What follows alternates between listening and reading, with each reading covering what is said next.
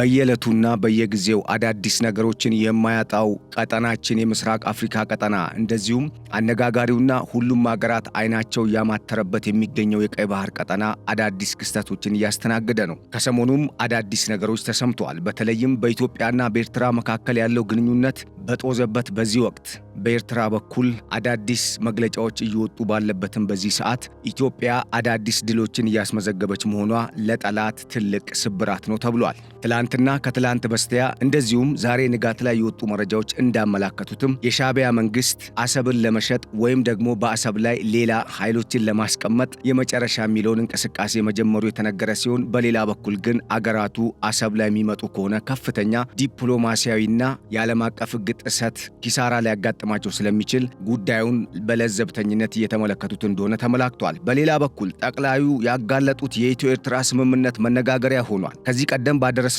መረጃ የኤርትራ መንግስት በተለይም የሻዕቢያ መንግስት አፈቀላጤ የሆኑት አቶ የማነ ገብረ መስቀል ያጋሩትና አሁን ላይ ኤርትራ ለመጫወቻነት የሞከረችው የኢትዮ ኤርትራ የ2018 ስምምነትን በሚመለከት ከወደ ኢትዮጵያ በኩል አዲስና አነጋጋሪ መረጃ ወጥቷል። በተለይም መረጃው ኤርትራ ስምምነቱን ሙሉ በሙሉ እንደጣሰች የሚያመላክት ነው። በሌላ በኩል በጂ20 ስብሰባ ላይ ኢትዮጵያ ድል ቀንቷታል። በርካታ ሀገራትንም እንደዚሁም የዓለም አቀፍ ተቋማት መሪዎችንም በማናገር የባህር በሩን ጨምሮ ኢትዮጵያ በቀጠናው ብሎም በአፍሪካ ደረጃ እንደዚሁም በዓለም አቀፉ ስርዓት ውስጥ የምታደርገው አስተዋጽኦና አሁን ላይ እያደረገች ያለችው እንቅስቃሴ በተገቢ ሁኔታ መታየት ያለበትና ትኩረት ሊሰጠው የሚገባ የሚደገፍም እንደዚሁም አገራትም ሆኑ ዓለም አቀፍ ተቋማት ከኢትዮጵያ ጎን እንዲቆሙ የሚያደርግ መሆኑን የሚያረጋግጥ ነው ተብሏል። እነኚህንና ሌሎች ወሳኝ የተባሉ ቀጠናዊ መረጃዎችን የምትሰሙበት የገበያ ሚዲያ ልዩ ጥንቅር የመረጃ ፕሮግራማችን ከዚህ እንደሚከተለው ወደ እናንተ ይደርሳል። አብራችሁን እንድትቆዩ ጋበዝን። በቆይታችሁ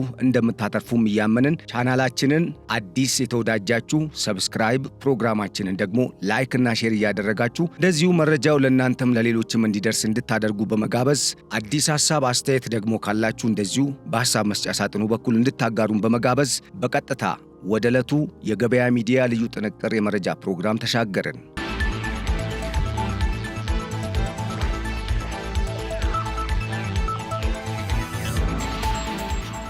በ2018 ዓመተ ምህረት ማለትም በኢትዮጵያ የመንግስት ለውጥ መደረጉን ተከትሎ በኢትዮጵያና በኤርትራ መካከል ያለው ግንኙነት ወደ ሰላም ከመጣ በኋላ በተለይም በለውጡ ማግስት በኤርትራ ትልቅ ድል ተደርጎ የተወሰደውና ጠቅላይ ሚኒስትር ዶክተር አብይ አህመድም የኖቤል ፒስ ሽልማትን የተሸለሙበት እንደዚሁም በኤርትራ ሕዝብና በኢትዮጵያ ሕዝብ መካከል አዲስ የሰላም ንፋስ የነፈሰበትን ስምምነት በሚመለከት ከሰሞኑ አሁን ላይ በጡዘት ውስጥ የሚገኙት የኤርትራና የኢትዮጵያ ባለስልጣናት የተለያዩ ሐሳቦችን ሲለዋወጡ ተሰምቷል። በተለይም ጉዳዩን ለመነጋገሪያነት ወደ መድረክ ብቅ ያደረጉት የኤርትራው የማስታወቂያ ሚኒስትር አፈቀላጤው አቶ የማነ ገብረ መስቀል በኤክስ የማህበራዊ ትስስር ገጻቸው ላይ ባጋሩት ጽሑፍ እንዳመላከቱት በ2018 የተባበሩት መንግስታት ድርጅትና የአፍሪካ ህብረት የደገፈውን በሳውዲ አረቢያ ርዕሰ መዲና ሪያድ የተፈረመውን የሁለቱ ሀገራትን የጋራ ስምምነት እንደዚሁም በአስመራ መጨረሻ ላይ የተቋጨውን ይህንን የ2018ቱን ስምምነት በሚመለከት የተለያዩ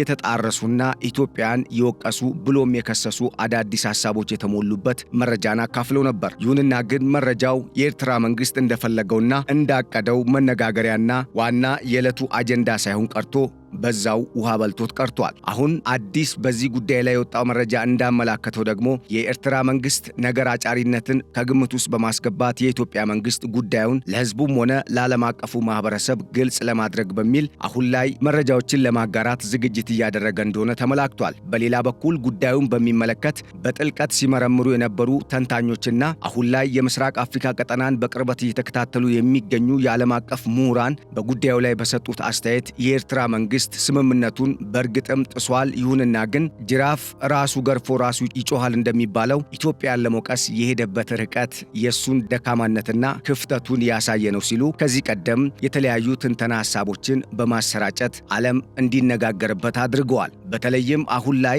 ከዩክሬንና ከራሽያ እንደዚሁም ከእስራኤልና ከፍልስጤማውያን ጦርነት በኋላ በምስራቅ አፍሪካ ቀጠና ከፍተኛ ውድመትን እያደረሰ የሚገኘውን የሱዳንን ጦርነት ተከትሎ በዚህ በምስራቅ አፍሪካ ቀጠና ትልቅ ውድመትን ሊያመጣ ይችላል ተብሎ የተፈራውና በርካታ ሀገራትም ሊካተቱበት አሊያም ሊሳተፉበት ይችላሉ ተብሎ የተሰጋው የኢትዮ ኤርትራ ጦርነት እንዳይቀሰቀስ ገሚሶቹ ጥረት ሲያደርጉ፣ ገሚሶቹ ደግሞ ሌሎቹን በመሰብሰብ ኢትዮጵያና ኤርትራ ወደ ጦርነት እንዲገቡ ጥረት እያደረጉ ነው። ታዲያ ይህ ሁኔታ በዚህ እንዳለ አሁን ኢትዮጵያ ውስጥ የተለያዩ እንቅስቃሴዎች መደረጋቸው ያበሳጫቸው የግብፅና የሳውዲ አረቢያ መንግስታት ከኤርትራ መንግስት ጋር ጎን ለመቆም እዚህና እዚያ ስብሰባዎችን በማድረግ ወታደራዊ የባህር ላይ እንቅስቃሴዎችንም በማድረግ ኢትዮጵያን ጨምሮ ከኢትዮጵያ ጋር ለተሰለፉ ኃይሎች የተለያዩ መልእክቶችን ለማስተላለፍና ያንንም መልእክት እንዲረዱ ለማድረግ በርካታ እንቅስቃሴዎችን ሲያደርጉ ቆይተዋል። የኢትዮጵያ መንግስት እስካሁን ነገሩን በጥሞና ቢከታተልም ከሰሞኑ ግን በኤርትራው አፈቀላጤ በአቶ የማነ በኩል የተላለፈው መረጃ አሳሳች ስለሆነ ይህንን ጉዳይ በቅርበት መከታተሉ አስፈላጊ ሆኖ በመገኘቱም የተለያዩ ዓለም አቀፍ ተቋማትንና የዲፕሎማቲክ ኮሚኒቲዎችን አሁን ላይ በጉዳዩ ዙሪያ ሊያናግር እንደሚችል የወጡ መረጃዎች አመላክቷል።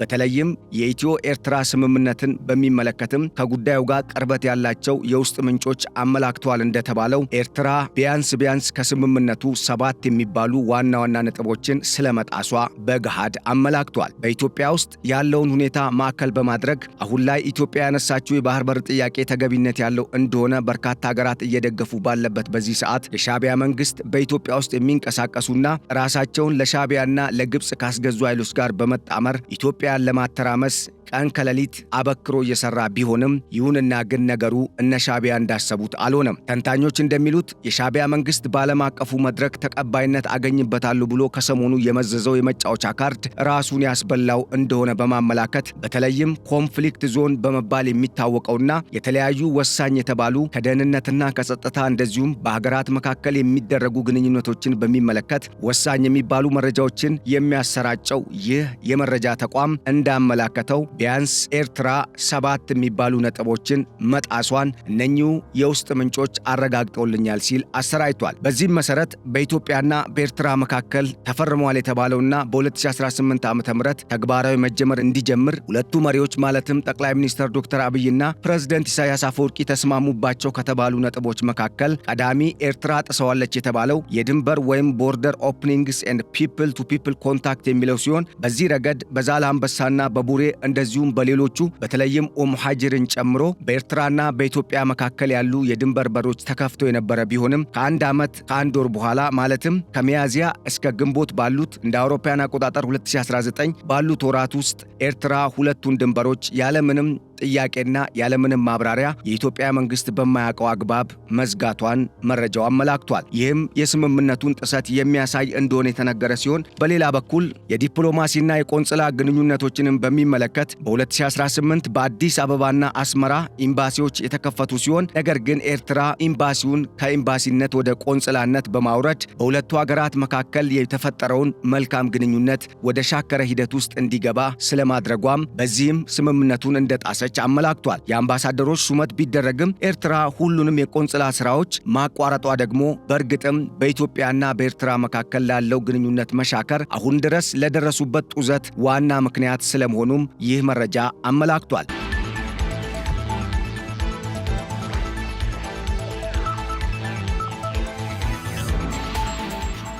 በሶስተኛ ደረጃ የተቀመጠው የአየር ትራንስፖርትና የቴሌኮሙኒኬሽን ዝርጋታና ግንኙነቶችን ሲሆን በተለይም የኢትዮጵያ አየር መንገድ ከሐምሌ ወር 2018 እንደ አውሮፓውያን አቆጣጠር ጀምሮ በየቀኑ ከአዲስ አበባ አስመራ በረራ ጀምሮ የነበረ ሲሆን ኤርትራ ግንኙነቱ እንዲቋረጥ ስለማድረጓም ይህ መረጃ አመላክቷል። በተለይም ከ2024 በኋላ ማለትም ከመስከረም እንደ አውሮፓውያን አቆጣጠር 2024 በኋላ ኤርትራ ከአዲስ አበባ ወደ አስመራ የሚደረግ ማንኛውም አይነት በረራ እንዳይኖር ማስጠንቀቂያ ሰጥታ እንደቆመ የተነገረ ሲሆን በዚህ ወቅት የኢትዮጵያ አየር መንገድ በርካታ ሚሊዮን ዶላሮች የሚጠጋ ያልተከፈለ የአየር በረራ ቲኬት ገንዘብ በኤርትራ እንደቀረው ቢያመላክትም እስካሁን ግን ያ ገንዘብ ለኢትዮጵያ መንግስት አለመመለሱ ተነግሯል። በተለይም የአየር ትራንስፖርትና የቴሌኮሙኒኬሽን ግንኙነት መቋረጡ ደግሞ ስምምነቱ ላይ የተቀመጠውን ትክክለኛ የሚባለውን ድንጋጌ በእርግጥም የጣሰ እንደሆነ የተነገረ ሲሆን ለዚህ ደግሞ በቀዳሚነት ተጠያቂዋ ኤርትራ እንደሆነች መረጃ መረጃው አመላክቷል። ይህ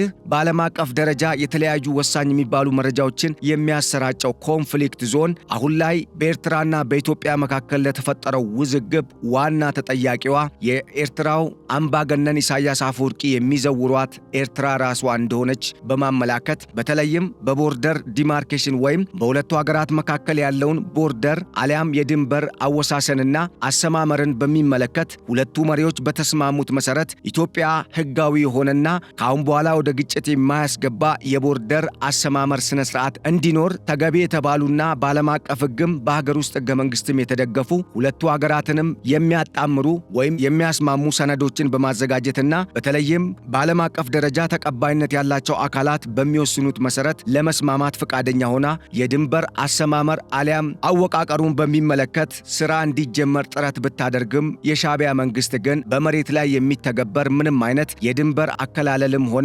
የአሰማመር ስነ ስርዓት እንዳይኖር በቀጥታ ማስቆሙ ለስምምነቱ መፍረስ ዋና ምክንያት እንደሆነ ተቀምጧል። በሌላ በኩል የኢኮኖሚ ኮኦፕሬሽን ወይም የኢኮኖሚ ትብብርን በሚመለከት የሻዕቢያ መንግስት በ2018 እንደ አውሮፓውያን አቆጣጠር ተፈረመ የተባለው የሁለቱ ሀገራት ስምምነት ከመፈረሙ ከቀናት በኋላ በኤርትራና በኢትዮጵያ መካከል በመንግስት የተደገፈ የኮንትሮባንድ ንግድ እንዲስፋፋና ድንበር ላይ የጉምሩክ ጽሕፈት ቤቶችም በማያውቁት መልኩ የተለያዩ የንግድ እንቅስቃሴዎች እንዲደረጉ በማድረግ የኢትዮጵያን አንጡር ሀብት በኮንትሮባንድ መልክ በመዝረፍ ለዓለም ገበያ ለማቅረብ የሞከረበት መንገድ ሌላኛው ስምምነቱን ስለመጣሱ ያረጋገጠ ነው ሲል ይህ በዓለም አቀፍ ደረጃ ተቀባይነት ያለውና ትክክለኛ መረጃዎችን ያሰራጫል በመባል የሚወደሰው ኮንፍሊክት ዞን ያወጣው መረጃ አመላክቷል። በተለይም በጉምሩክና በሌሎች ዓለም አቀፍ ህጎችን ማዕከል ባደረጉ የንግድ ስምምነቶችና የንግድ እንቅስቃሴዎች ጉዳዮች ላይ በሚመለከት ኢትዮጵያ ህጎችን ማዕከል ያደረገ ግንኙነት እንዲኖር ስትፈልግ፣ በአንጻሩ የሻዕቢያ መንግስት ህገወጥነትን ወይም ኮንትሮባንድ የሚባለውን የንግድ እንቅስቃሴ በሌላ አነጋገር ኢመደበኛ በሆነ አግባብ ከኢትዮጵያ ጋር ሊገናኝ መሞከሩ በእርግጥም የሻዕቢያ መንግስት ሰላም ሰፍኖ መቀጠል እንደማይችል ያረጋገጠ ስለመሆኑ በዚሁ መረጃ ተመላክቷል።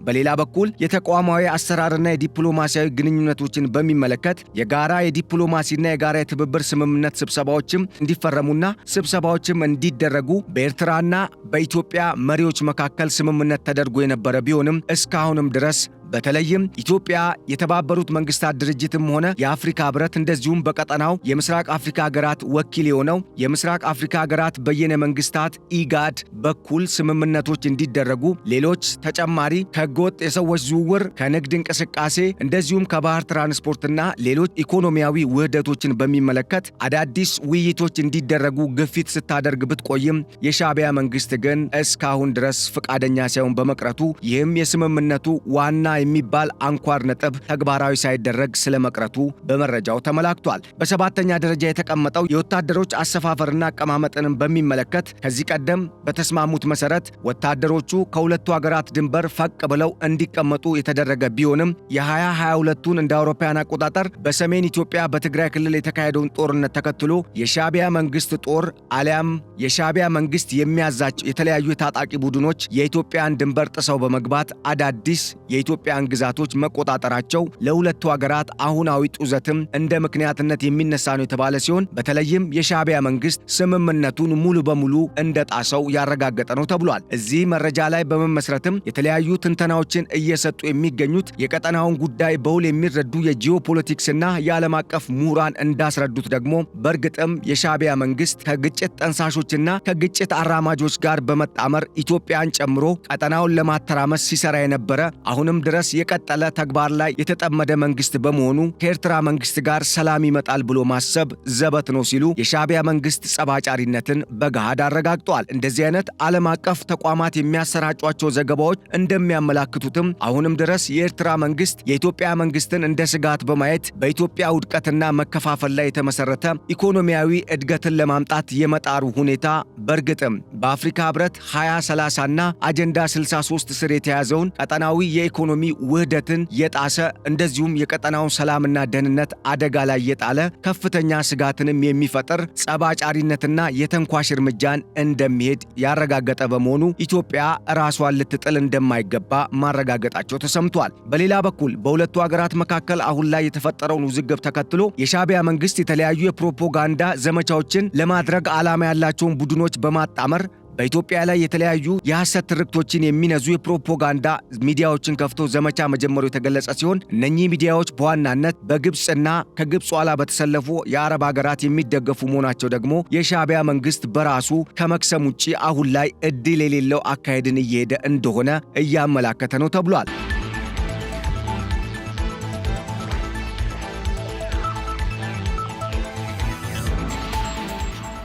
አሁን የሻዕቢያ መንግስት የቀጠራቸው እነኚህ የሚዲያ ፕሮፓጋንዲስቶች እያወጡ ባሉት መረጃ እንደተመላከተው ደግሞ የሻዕቢያ መንግስት ከኢትዮጵያ ጋር ጦርነት ውስጥ ከመግባቱ በፊት ጦርነቱ ላይ ውድቀት ሊመጣ ስለሚችል ይህንን ጦርነት በድል እንዲወጣ እነ ሳውዲ አረቢያና ግብፅ ሌሎችም ኢራንንና ኳታርን የመሰሉ ሀገራትን ከኋላው ለማሰለፍ እንዲችል በቀይ ባህር ቀጠና አሰብን ጨምሮ በዳህላክና በምጽዋ አካባቢ የጦር ሰፈር ቦታና ወደቦቹን አሳልፎ እንዲሰጥ ጥሪ ማቅረባቸው በእርግጥም የዓለም አቀፍ ሕግን የጣሰ ብቻ ሳይሆን ኢትዮጵያ አሁን ላይ የቀይ ባህር በርን ለመቀላቀል የምታደርገውን ግስጋሴ ለመክታትና ውስብስብ ለማድረግ ጉዞንም ለማደናቀፍ ያለመ ስለመሆኑም በመረጃዎች ተመላክቷል። አሁን የወጡ መረጃዎች እንዳመላከቱትም የኤርትራ አፈቀላጤው የማነ ገብረ መስቀል የሚያዛቸውና እንደፈለገው የሚያሾራቸው የሚዲያ አክቲቪስቶች ጥያቄ እያቀረቡ ነው የተባለ ሲሆን በተለይም ጥያቄያቸው ግብፅና ሳውዲ አረቢያ ወደ አሰብ እንዲጠጉ የሚል መሆኑ ደግሞ የበለጠ መነጋገሪያ ስለመሆኑም ተመላክቷል። ይህ በእንዲህ እንዳለ ኢትዮጵያ በሁለቱ ሀገራት መካከል ያለው ጡዘት አሁን ላይ እንዲካረር የሚያደርጉ ተግባራትን ከማድረግ በመቆጠብ ልማቷ ላይ ጥረት እያደረገች ሲሆን በልማቷም ስኬትን በማስመዝገቧ እንደ G20 ባሉ በዓለም አቀፍ ደረጃ 85 በመቶ የሚሆነውን የዓለም አቀፉን ጠቅላላ ዓመታዊ ምርት የሚሸፍኑ ባለግዙፍ ኢኮኖሚ ባለቤት የሆኑ ሀገራት የሚቀመጡበት መድረክ ላይም እንድትቀመጥ ስለመጋበዟ መረጃዎች ጠቁመዋል። በዚህም ለመጀመሪያ ጊዜ በአፍሪካ ምድር በደቡብ አፍሪካ ጆሃንስበርግ በተካሄደውና በርካታ የዓለም አቀፍ ቱጃር ሀገራት በተገኙበት በዚህ የG20 ስብሰባ ላይ ኢትዮጵያ በተጋባዥነት ከመገኘቷም በላይ ኢትዮጵያ ያነሳችውና ጠቅላይ ሚኒስትሯ ያስተላለፏቸው ዋና ዋና የሚባሉ 3 አንኳር ነጥቦች የጉባኤው መነጋገሪያ አጀንዳ መሆናቸው በእርግጥም የኢትዮጵያን የዲፕሎማሲ ስኬት አሁን ላይ በጋድ ያሳየ እንደሆነም እየተነገረ ይገኛል። በሌላ በኩል በዚህ ስብሰባ ላይ ጠቅላይ ሚኒስትር ዶክተር አብይ አህመድ የተለያዩ ሀገራትን መሪዎችንም በማናገር በርካታ ስኬታማ የሚባሉ ውይይቶችን ማድረጋቸው የተነገረ ሲሆን ከነኚህም ሀገራት መካከል ከኢትዮጵያ ጋር በወሳኝነት ተጣምራ የምትገኘው የተባበሩት አረብ ኤምሬትስ አልጋ ወራሹን ሼክ ካሊድ ቢን ሙሐመድ ቢን አልናሃያ እንደዚሁም ፕሬዝዳንት ጣይብ ኤርዶዋንን፣ የፊንላንዱን ጠቅላይ ሚኒስትር አሌክሳንደር ስቶቭ፣ የአውሮፓ ህብረት ኮሚሽን አንቶኒዮ ኮስታ፣ የፈረንሳዩን ፕሬዝዳንት ኢማኑኤል ማክሮን እንደዚሁም የኖርዌውን ጠቅላይ ሚኒስትር ጄምስ ግራንትን እንዲሁም የእንግሊዙን ጠቅላይ ሚኒስትር ሰር ኬር ስታርመርንም ጭምር በማናገር የተባበሩት መንግስታት ድርጅት ዋና ጸሐፊ አንቶኒዮ ጉተሬስ እንደዚሁም የዓለም ባንክ ዋና ዳይሬክተር አጂባንጋን እንደዚሁም የአፍሪካ ዲቨሎፕመንት ወይም የአፍሪካ ልማት ባንክን የኔዘርላንድ ጠቅላይ ሚኒስትር የህንዱን ፕሬዝዳንት ናሬንድራ ሞዲን ጨምሮ የቪየትናምና የሳውዝ ኮሪያ እንደዚሁም የሌሎች ሀገራትን ጠቅላይ ሚኒስትሮችና ፕሬዝዳንቶች በሳይድ ቶክ ወይም በጎንዮሽ ስብሰባዎች በማናገር ወደ ኢትዮጵያ አዳዲስ ኢንቨስትመንቶች እንዲመጡ ከማድረግም በላይ ሌሎች ስምምነቶችን ለማድረግ የሚያስችሉ ጠቃሚ የሆኑ ውይይቶችን አድርገው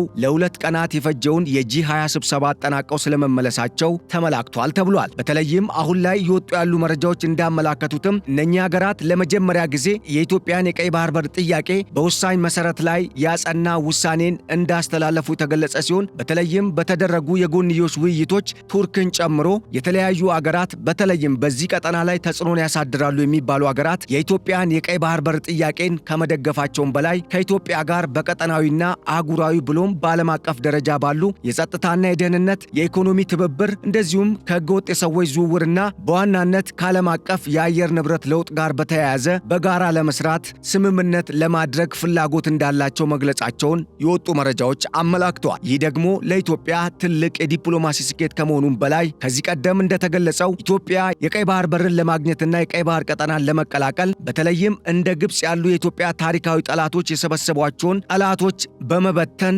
በቀጣይ በቀይ ባህር ቀጠና ላይ ደማቅ ታሪክን ለመስራት የሚያስችላትን ትልቅ የዲፕሎማሲ ስኬት ማከናወን ስለመቻሏም የወጡ መረጃዎች አመላክተዋል። አበቃን። ቸር ሰንብቱልን። ሰላም።